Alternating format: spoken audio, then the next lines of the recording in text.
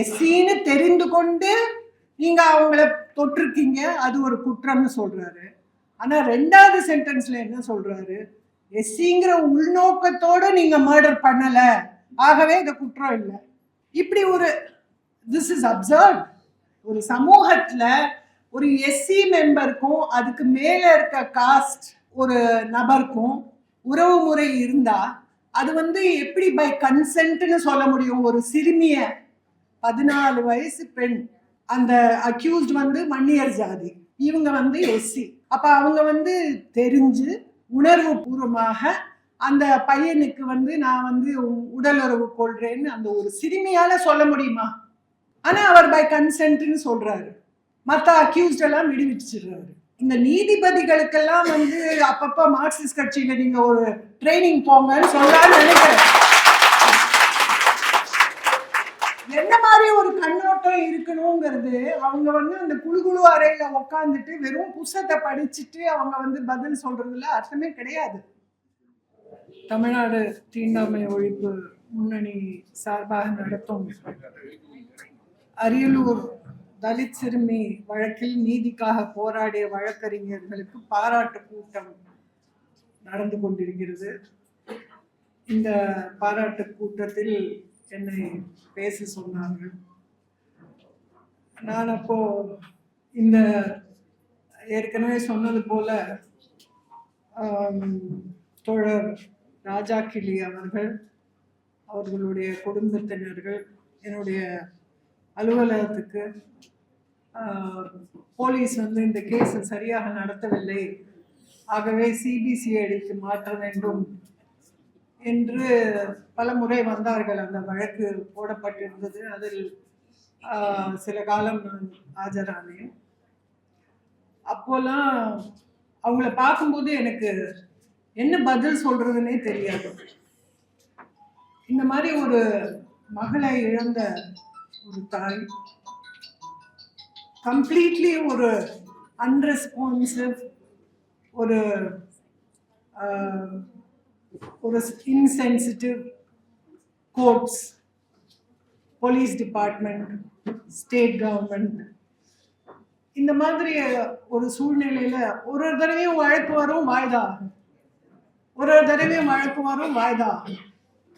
அது தவிர வாசுகி சொன்ன மாதிரி இந்த மாதிரி பெண்களுக்கு எதிராக நடக்கும் வன்முறை வழக்குகள்ல யூசுவல் ஸ்ட்ராட்டஜி எதிர்த்தரப்புல என்னன்னா,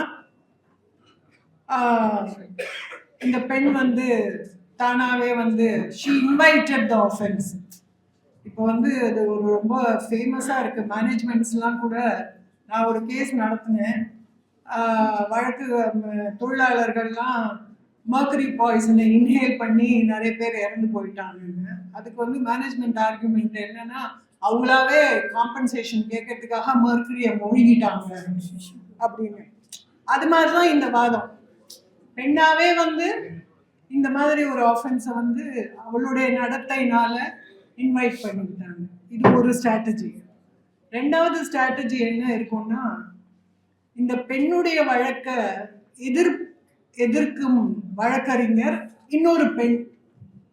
இது ஒரு ஸ்ட்ராட்டஜி. இப்போ நீங்களாம் கவனிச்சிருப்பீங்க, இந்த மீ டூ மூவ்மெண்ட்ல பிரியா பிள்ளைன்னு ஒரு ஜேர்னலிஸ்ட், எம்ஜே அக்பர்னு ஒரு ரொம்ப ஃபேமஸ் ஜேர்னலிஸ்ட், அவர் என்டிஏ மோடி கவர்மெண்ட்ல மந்திரியா இருந்தாரு, ரொம்ப சீனியர் ஜேர்னலிஸ்ட். அவரை பத்தி அவர் இந்த மாதிரி என்கிட்ட தவறாக நடந்து கொண்டாருன்னு அவங்க பப்ளிக்கா ஸ்டேட்மெண்ட்லாம் விட்டாங்க.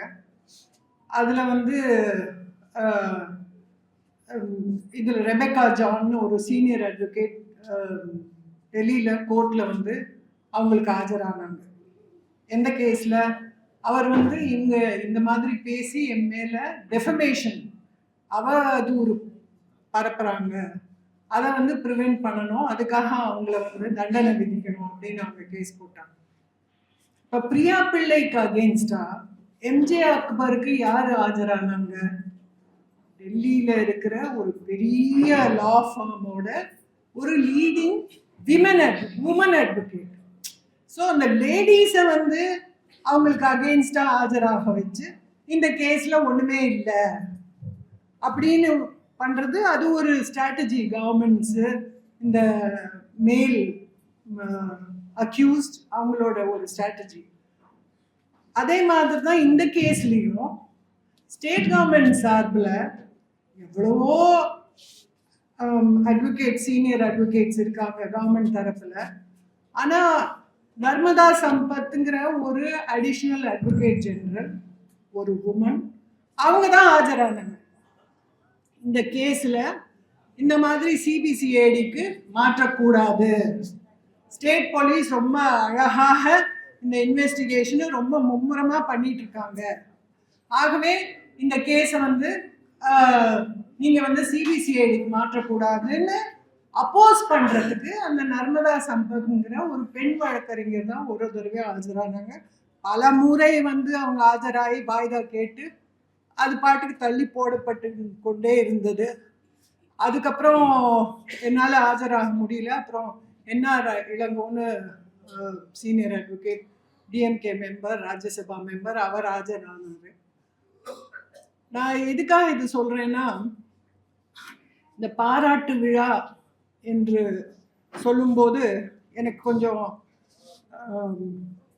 ராஜா கிளி அம்மாவை நினைச்சு, எனக்கு இந்த பாராட்டு விழான்னு சொல்லும்போது அது கொஞ்சம் மனசு கஷ்டமா இருக்கு.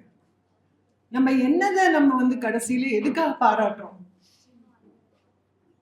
நீதி தானே கிடைச்சிருக்கு, நியாயமா கிடைக்க வேண்டியது தானே. ஆனா இதையே நம்ம பாராட்டுறோம். அவங்களோட போராட்டம் இல்லைன்னா நம்மளால தனியா இந்த போராட்டம் நடத்திருக்க முடியாது. அவங்களுடைய வருத்தம் எவ்வளோ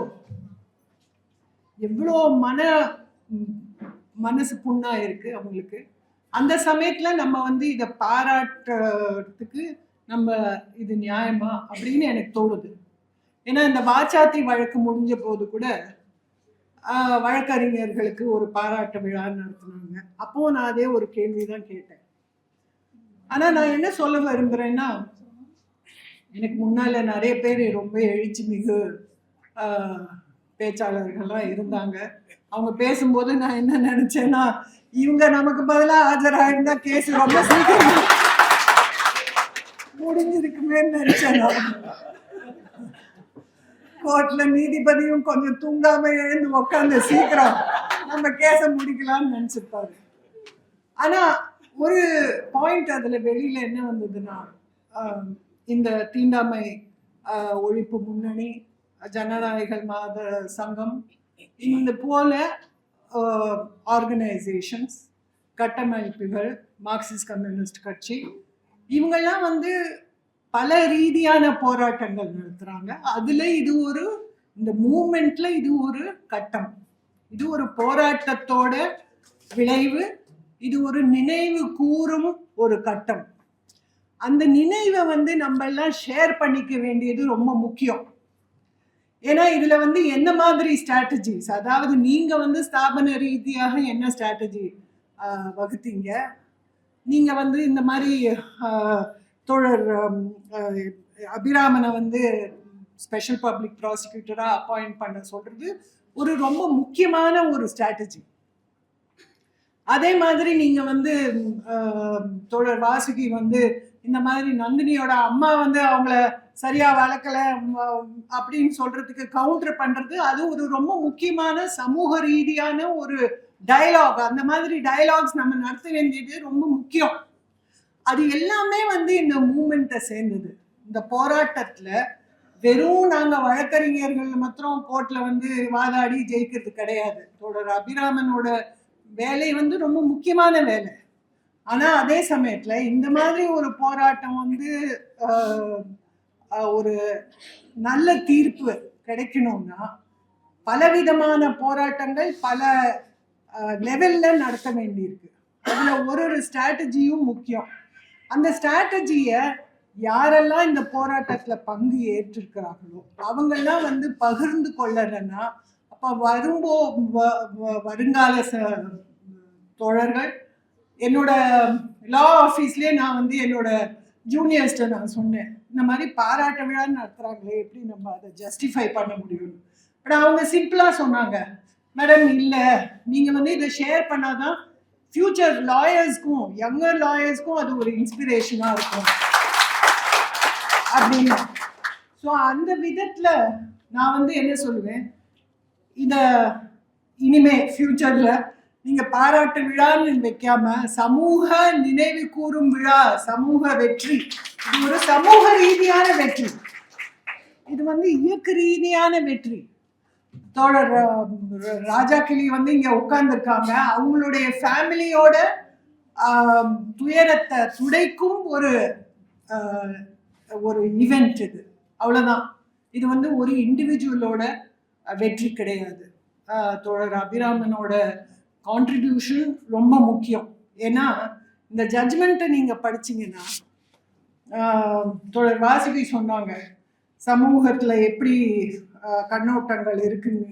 இந்த மனுவாத ரீதியாக பெண்களோட அகெயின்ஸ்டாக நடக்கிற ஆஃபென்சஸ் கேஸில் பர்டிகுலர்லி எப்படி வந்து பார்க்குறாங்க, அதே கண்ணோட்டத்தில் தான் எஸ்சி எஸ்டி ஆஃபென்சஸையும் வந்து இந்த சமூகத்தில் கோர்ட்டில் போலீஸில் எல்லாத்துலேயும் அப்ரோச் பண்ணுறது அதே மாதிரி தான். ஏன்னா சட்டத்தில் என்ன லூப் ஹோல் இருக்குது அதை டிபெண்ட் பண்ணி எப்படி குற்றவாளியை விடுவிக்கலாம், இல்லை குற்றத்தை கம்மி பண்ணலாம், இதுதான் வந்து கோர்ட்டோட அப்ரோச். பட் சமூகத்தில் ஆக்சுவலி நடக்கிறது என்ன? இந்த கேஸில் நீதிபதி வந்து சொல்றாரு, ஒரு பேராகிராஃப் உங்களுக்கு படிச்சு காட்டணும்னு நினைச்சேன். நீதிபதி வந்து சொல்றாரு, சிறுமி நிர்வாணமாக இறந்துள்ளார் என்று தெரிய வரும் நிலையில் அதனை பொறுத்து 1ஆம் எதிரி எந்த விளக்கமும் இந்திய சாட்சி சட்டப்பிரிவு சோ அவருக்கு எதிராக அனுமானம் கொள்ளலாம் என்று முடிவு செய்யப்படுகிறது. அதனால் 1ஆம் எதிரி மீதான வன்கொடுமை தடுப்பு சட்டப்பிரிவு 31W1 கீழான குற்றச்சாட்டு உறுதி செய்யப்பட்டுள்ளது. அதாவது எஸ்சி எஸ்டி ஆக்ட்ல அவர் குற்றம் பண்ணியிருக்காருன்னு சொல்றாங்க, நீதிபதி சொல்றாரு. அடுத்த சென்டென்ஸ்ல அதே வேளையில் பிரிவு 325A கீழான குற்றச்சாட்டு வன்கொடுமை தடுப்பு சட்டப்பிரிவு 23 உள்ள அட்டவணையின்படி இந்திய தண்டனை சட்டப்பிரிவுகள் 302, 201 ஆகிய பிரிவுகள் வன்கொடுமை தடுப்பு சட்ட பிரிவுக்கு பொருந்தாது என்று இந்த நீதிமன்றத்தில் ஏதாவது அர்த்தம் இருக்கா? ஃபர்ஸ்ட் சென்டென்ஸ்ல வன்கொடுமை கடுமை தடுப்பு சட்டத்துல வரும்னு சொல்றாரு, அடுத்த சென்டென்ஸ்ல இல்ல இல்ல அந்த சட்டத்துல வராதுன்னு எப்படி சொல்றாரு அவரு? ஆனா this explanation the court gives. அது தோழர் அபிராமனுக்குலாம் கொஞ்சம் கிளாரிட்டி இருக்கும் அதுல. பட் நான் வந்து அதுக்கு என்ன பேசிஸ்ன்னு சொல்றேன். 31W1ல என்ன சொல்லுதுன்னா, whoever intentionally touches, அதாவது நீங்க ஒரு உள்நோக்கத்தோட ஒரு பெண்ணையோ ஒரு எஸ்சியோ டச் பண்றீங்க, knowing her to be an SC, அந்த பெண் வந்து எஸ்சின்னு தெரிஞ்சுட்டு நீங்க வந்து அவளை டச் பண்றீங்க, so that is an offence, அது வந்து குற்றம் அப்படின்னு முதல் சென்டென்ஸ்ல சொல்றாரு. ரெண்டாவது குற்றம் என்னன்னா, நீங்க வந்து எஸ்சி அப்படிங்கிற நோக்கத்துல நீங்க வந்து மர்டர் பண்ணிருக்கீங்க அப்படின்னு ப்ரூவ் ஆகல. இது என்ன புரியுதா? அதாவது ஃபர்ஸ்ட் சென்டென்ஸ்ல சொல்றாரு எஸ்சின்னு தெரிந்து கொண்டு நீங்க அவங்கள தொட்டிருக்கீங்க, அது ஒரு குற்றம்னு சொல்றாரு. ஆனா ரெண்டாவது சென்டென்ஸ்ல என்ன சொல்றாரு, எஸ்சிங்கிற உள்நோக்கத்தோட நீங்க மர்டர் பண்ணல, ஆகவே இது குற்றம் இல்லை. இப்படி ஒரு திஸ் இஸ் அப்சர்வ். ஸோ உங்களுக்கு வந்து ஒரு சமூக ரீதியாக ஒரு ஒரு பார்வை, ஒரு நோக்கம் இல்லாம இவங்க வந்து ஒரு மகிழா கோர்ட்ல ஒரு நீதிபதியாக இருக்காரு. நான் வந்து இந்த கூட்டம் ஆரம்பிக்கிறதுக்கு முன்னால தோழர் அபிராமனை கேட்டேன், இவர் என்ன மாதிரி ஜட்ஜு அப்படின்னு. அவர் சொன்னாரு, அவர் ரொம்ப ஆனஸ்ட் ஜட்ஜு அப்படின்னு. ஆனஸ்டிக்கும் அப்ரோச்சுக்கும் எவ்வளவு வித்தியாசம் இருக்கு பாருங்க இல்லையா?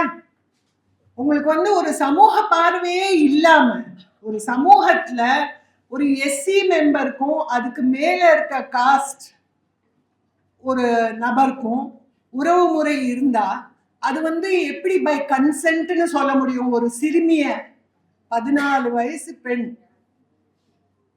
அந்த அக்யூஸ்ட் வந்து வன்னியர் ஜாதி, இவங்க வந்து எஸ்சி. அப்ப அவங்க வந்து தெரிஞ்சு உணர்வு பூர்வமாக அந்த பையனுக்கு வந்து நான் வந்து உடலுறவு கொள்றேன்னு அந்த ஒரு சிறுமியால சொல்ல முடியுமா?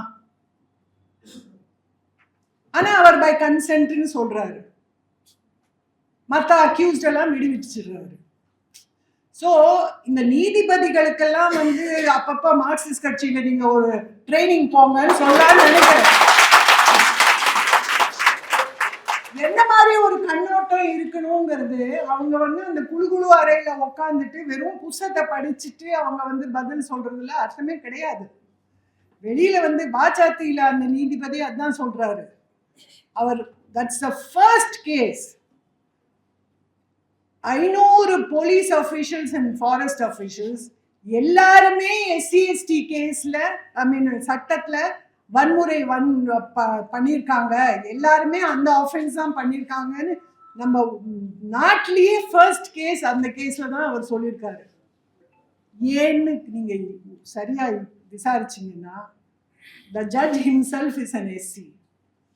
அவருக்கு தெரியும் ஹிஸ்டாரிக்கலி அவரோட ஃபேமிலி வந்து என்ன மாதிரி சமூகத்துல அநியாயத்தெல்லாம் ஃபேஸ் பண்ணியிருக்காங்க, என்ன மாதிரி கொடுமைகள்லாம் ஃபேஸ் பண்ணியிருக்காங்கன்னு அவருக்கு தெரியும். ஒரு போலீஸ்காரன் வந்து ஒரு எஸ்டியை அப்ரோச் பண்ணா எப்படி அப்ரோச் பண்ணுவான்னு தெரியும் அவருக்கு. அதனால அவர் என்ன சொல்லியிருக்காரு, எல்லாருமே வந்து இவங்க எஸ்டிங்கிற காரணத்தினால்தான் இந்த குற்றம் புரிந்திருக்கிறாங்கன்னு அந்த ஜட்ஜ்மெண்ட்ல தீர்ப்புல ஹைகோர்ட் சொல்லுது. இந்த நீதிபதி என்ன சொல்றாரு, அவங்க வந்து எஸ்சிங்கிற காரணத்தினால அவங்கள மர்டர் பண்ணல அப்படின்னு நிரூபணம் ஆகலையா? இதுக்கு மேல என்ன நிரூபணம் வேணும்? அவன் வந்து வன்னியர், இந்த அம்மா எஸ்சி, இது ஒரு சின்ன பெண், இதுக்கு மேல ப்ரூஃப் வேணுமா? சோ இதெல்லாம் வந்து இந்த மாதிரி ஒரு கூட்டத்துல நம்மலாம் வந்து இந்த மாதிரி கருத்தை வந்து பரிமாறி சமூக ரீதியாக இந்த மாதிரி ஒரு பிரச்சனைகளுக்கு வந்து சொல்யூஷன் கிடைக்கணும். மேற்கொண்டு நம்ம என்ன நடவடிக்கை எடுக்கணும், இந்த மாதிரி ஒரு கருத்து பரிமாறல் வந்து ரொம்பவே முக்கியம் என்று நினைக்கிறேன். ஸோ அந்த விதத்துல வந்து இந்த கூட்டத்தை வந்து கூட்டி இருக்கிறதுக்கு நான் பாராட்டு தெரிவித்து நன்றி தெரிவிக்கிறேன்.